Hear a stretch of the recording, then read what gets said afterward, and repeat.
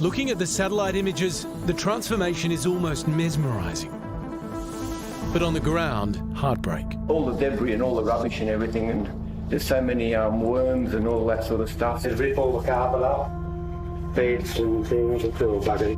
85,000 people across New South Wales are now under evacuation orders or warnings. We didn't get any text messages from the SES. No one come round to our streets. There's no insurance. The majority of these people here, including me, we're not insured. The PM today announcing extra troops and disaster relief payments, $1,000 for adults and $400 for kids, available from tomorrow. For people who live in the 23 LGAs who have suffered a significant loss.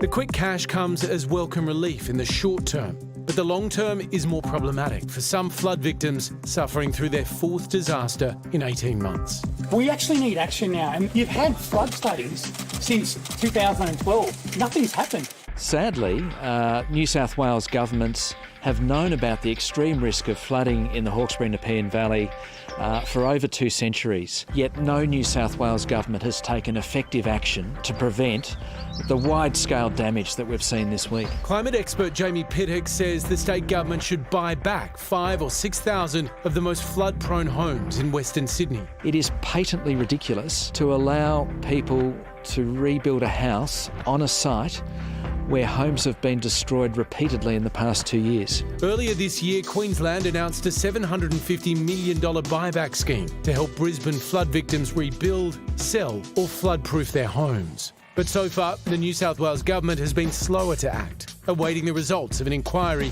into this year's Northern Rivers floods. Once I receive that, I'll consider it. We need to do things smarter. So as a barrage of 1-in-100-year events leave Aussies in financial ruin, We're just fed up with them. is it time for governments to do more? Those people who've had their homes destroyed can't get insurance. As they rebuild and their house is destroyed again, they are trapped in poverty. I think the country has a moral obligation to help these people move to somewhere safe where they can have a dignified life. We're in some really, really serious times, aren't we? I was actually in the Hunter recently at Singleton, and I believe they are potentially on standby to be evacuated and have power cut off. So a big shout out to Singleton and all communities that are currently being affected. Our hearts and our thoughts are with you all. It's so tough because it is this... How do you help? How do you have that meaningful change in order to help people? Well, it's also difficult, right? Because in the middle of these crises, there's people who are already hurting, they've already lost a lot. The last thing they want is someone from outside, or particularly a politician, saying, you know what, we're going to move you up the hill or down the road.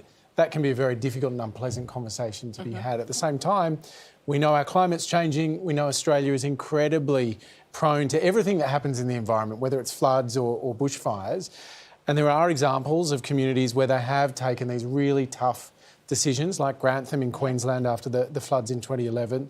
You know, they did make some big changes. The mayor there says that no homes in the new estate where they moved people to flooded during the floods that occurred there this year. So there are ways, but these are really tough conversations to have. And there's no quick fix. Oh, obviously. And there's no...